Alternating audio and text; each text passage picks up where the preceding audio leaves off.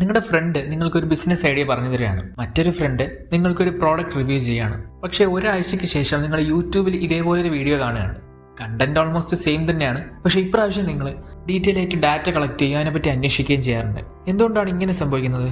എന്തുകൊണ്ടാണ് സ്ട്രേഞ്ചേഴ്സിന്റെ വാക്കുകൾ നമുക്ക് കൂടുതൽ കൺവിൻസിംഗ് ആയി തോന്നാറുള്ളത്?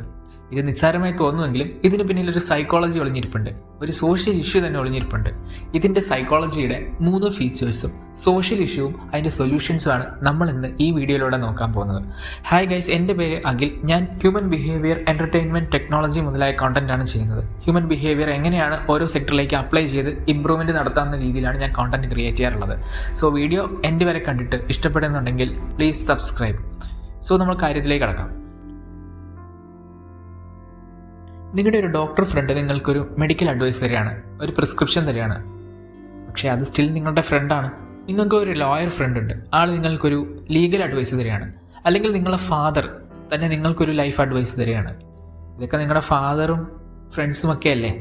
അത് തന്നെയാണ് നമ്മളെ first reason, the horn effect.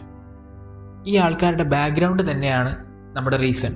ഈ പറയുന്ന ആൾക്കാർ ഡിസിഷൻസ് എങ്ങനെയാണ് എടുക്കുന്നത്, അവർക്ക് എവിടെയാണ് മിസ്റ്റേക്ക് വരാറുള്ളത്, അവരുടെ ഇംപെർഫെക്ഷൻസ് എന്തൊക്കെയാണ് എന്നുള്ള കാര്യത്തിൽ നമ്മൾക്കൊരു ധാരണയുണ്ട്. ഇതൊക്കെ നമ്മൾ വർഷങ്ങളായി കാണുന്നത് കൊണ്ട് തന്നെ നമ്മൾക്ക് അവർക്ക് മേലെ ഒരു ടാഗ് ഉണ്ട്. അവർക്ക് തിരിച്ചും ഇതുണ്ടാകും. ഈ ടാഗ് ഒരു സൈക്കോളജിക്കൽ ടാഗാണ്. നമ്മുടെ ഈ ടാഗിലൂടെയാണ് നമ്മൾ പലരെയും ജഡ്ജ് ചെയ്യുന്നതും അങ്ങോട്ടും ഇങ്ങോട്ടും എങ്ങനെ കമ്മ്യൂണിക്കേറ്റ് ചെയ്യണം എന്ന് വരെ തീരുമാനിക്കുന്നതും. നിങ്ങൾ റീൽസ് നിങ്ങൾക്ക് ഇഷ്ടപ്പെട്ട ആൾക്കാർക്ക് അയച്ചു കൊടുക്കാറില്ലേ? നിങ്ങൾ എല്ലാ റീലും എല്ലാവർക്കും അയച്ചു കൊടുക്കാറുണ്ടോ? നിങ്ങൾ സെലക്ട് ചെയ്യാറില്ലേ? അവിടെ ഈ ടാഗാണ് വർക്ക് ചെയ്യുന്നത്. ആർക്കൊക്കെ എന്തൊക്കെ ഇഷ്ടപ്പെടും, എന്തൊക്കെ രീതിയിൽ ആരോട് സംസാരിക്കണം എന്നൊക്കെ തീരുമാനിക്കുന്ന ഒരു ടാഗാണിത്. ഇതിൻ്റെ നേരെ ഓപ്പോസിറ്റ് അവസ്ഥയെ നോക്കാം. നമ്മളൊരു ഹോസ്പിറ്റലിലേക്ക് പോവുകയാണ്. ഈ ഹോസ്പിറ്റൽ ഒരു സെറ്റിംഗ് ആണ്. ഹോസ്പിറ്റലിൻ്റെ അകത്തൊരു ഓഫീസിൽ ഒരു ഡോക്ടർ ഇരിപ്പുണ്ട്. ഡോക്ടറിൻ്റെ ക്വാളിഫിക്കേഷൻസ് പുറത്ത് ഡിസ്പ്ലേ ചെയ്തിട്ടുണ്ട്. ഡോക്ടറുടെ അടുത്ത് പ്രോബ്ലംസ് പറയുമ്പോൾ അപ്പോൾ തന്നെ ആ ഡോക്ടർ നമ്മളോട് അതിനുള്ള സൊല്യൂഷൻസും പറയാറുണ്ട്. ഡോക്ടർ കോൺഫിഡൻ്റ് ആണ്, ഡോക്ടർ ക്ലിയർ ആണ്. ഈ സാഹചര്യത്തിൽ നമ്മൾക്കവിടെ ബാക്ക്ഗ്രൗണ്ടും ഇല്ല, ടാഗ് തന്നെയാണ് അവിടുത്തെ സെറ്റിങ്സ്. സോ അവിടെ ഒരു ഫ്ലോയും നമുക്ക് കാണാനില്ല, നമ്മൾക്ക് അവിടെ നിഷേധിക്കാനുള്ള ഒരു ഓപ്ഷൻസും ഇല്ല. ഈ എഫക്റ്റ് ഒരു അതോറിറ്റി ബയസിൻ്റെയും ഹാലോ എഫക്റ്റിൻ്റെയും കൂടി ഒരുമിച്ചുള്ള പ്രവർത്തനമാണ്. ഇനി മൂന്നാമത്തെ കണ്ടീഷൻസ് നോക്കാം. ഇത് കുറച്ചുകൂടെ സോഷ്യലി റെലവൻറ്റ്, കുറച്ചുകൂടെ ശ്രദ്ധിച്ചിരിക്കേണ്ടതായിട്ടുള്ള ഒരു കണ്ടീഷനാണ്. നമുക്ക് അഡ്വൈസ് തരുന്നയാളിന് അഡ്വൈസ് തരാനുള്ള അതോറിറ്റി ഉണ്ടോ എന്നുള്ളതാണ് ഇവിടെ പ്രധാനം. ഉദാഹരണത്തിന്, നിങ്ങൾക്കൊരു സെലിബ്രിറ്റി ഒരു മെഡിക്കൽ അഡ്വൈസ് തന്നാൽ എങ്ങനെയിരിക്കും? പക്ഷേ ആ സെലിബ്രിറ്റി നിങ്ങൾ വളരെയധികം ആരാധിക്കുന്ന ഒരാളും കൂടെ ആണെങ്കിലോ?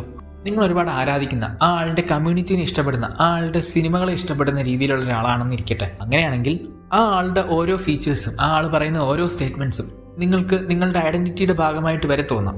ഇതൊരു ഇൻവോളണ്ടറി പ്രോസസ്സാണ്. പക്ഷേ ഈ അഡ്മിറേഷനാണ് ഭാവിയിൽ ഇൻഫ്ലുവൻസ് ആയി മാറുന്നത്. അത് പിന്നീട് ട്രസ്റ്റായി മാറും. അഡ്വർടൈസ്മെന്റ് യൂസ് ചെയ്യുന്നതും ഇതേ ട്രിക്കാണ്. ഈ അവസ്ഥയാണ് ഭാവിയിൽ ഫാൻ ബേസ് എന്നുള്ള പ്രതിഭാസത്തിലേക്കൊക്കെ പോകുന്നത്. അതിനെപ്പറ്റി നമ്മൾ സെപ്പറേറ്റ് ഡെഡിക്കേറ്റഡ് വീഡിയോ ചെയ്യുന്നുണ്ട്. സോ ഇതാണ് മൂന്നാമത്തെ കാരണം. ഇനി നമ്മൾ എന്താ ചെയ്യേണ്ടേ? What should we do? നിങ്ങൾ അഡ്വൈസ് കൊടുക്കുന്നൊരു വ്യക്തിയാണെങ്കിൽ ആദ്യം തന്നെ നിങ്ങൾ ആ ടോപ്പിക്കിൽ എക്സ്പേർട്ട് ആവുക. രണ്ടാമത്, നിങ്ങളുടെ കൂട്ടത്തിൻ്റെ ഇടയിൽ പോയിരിക്കുമ്പോൾ അവരിൽ ഒരാളായി സംസാരിക്കുക. നിങ്ങളാണ് അതോറിറ്റി എന്ന് തോന്നാതെ നിങ്ങൾക്കുള്ളിലെ എക്സാമ്പിൾസ്, എവിഡൻസസ്, സ്റ്റോറീസ് ഉപയോഗിച്ച് നിങ്ങൾ അവരെ കൺവിൻസ് ചെയ്യാൻ നോക്കുക. അപ്പോൾ ഓൾറെഡി നിങ്ങൾക്ക് അറിവുള്ള ഒരാളാണെന്നും ഗ്രാജുവലി നിങ്ങളിലേക്കൊരു ടാഗ് ഫോം ചെയ്യുകയും അതിനുശേഷം നിങ്ങളിൽ ഒരു റെസ്പെക്റ്റ് ക്രിയേറ്റ് ചെയ്യുകയും ചെയ്യും. ഇങ്ങനെ സംസാരിക്കുമ്പോൾ ആർക്കും ഇൻഫീരിയോറിറ്റി കോംപ്ലക്സ് അവിടെ ക്രിയേറ്റ് ചെയ്യുന്നില്ല. നിങ്ങൾ അഡ്വൈസ് കേൾക്കുന്ന വ്യക്തിയാകുമ്പോൾ അഡ്വൈസ് ചെയ്യുന്ന വ്യക്തിയുടെ ക്രെഡിബിലിറ്റി, നോളജ് റീതിങ്ക് ചെയ്തിട്ട് മാത്രം ഡിസിഷൻസ് എടുക്കുക. ആ ഒരു റീതിങ്കിങ് ചിലപ്പോൾ നിങ്ങൾക്ക് റൈറ്റ് ഡയറക്ഷനിലേക്ക് നിങ്ങളുടെ ഡിസിഷൻസ് കൊണ്ടുപോകാനുള്ള ഹെൽപ്പ് ആയി മാറും. പലപ്പോഴും നമ്മൾ ഇതുപോലെ റോങ് ഡിസിഷൻസ് എടുക്കാറുണ്ട്. പലപ്പോഴും നമ്മൾ ഡിസിഷൻസ് എടുക്കുന്നത് ലേറ്റായി പോകാറുമുണ്ട്. ഇൻഫ്ലുവൻസേഴ്സ് എപ്പോഴും തെറ്റാവാറില്ല, ചിലപ്പോൾ അവർ ശരിയായിരിക്കാം പറയുന്നത്. പക്ഷേ നമ്മൾക്ക് കൃത്യസമയത്ത് ഇപ്പം കണ്ടെത്തിയ വഴികൾ വർഷങ്ങൾക്ക് മുന്നേ തന്നെ നിങ്ങൾക്ക് മുന്നിൽ ചിലർ തുറന്നു കാട്ടിയിരുന്നു.